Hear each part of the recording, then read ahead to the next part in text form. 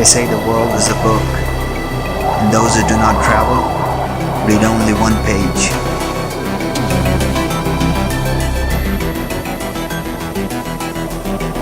The biggest adventure you can take is to live the life of your dreams.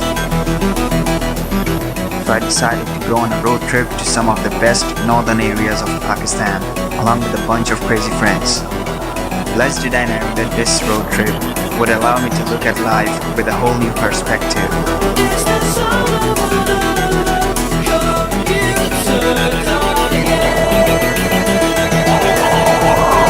Hello guys, this is me Rafeel Shamim. These are extreme temperatures and we are Pakistan!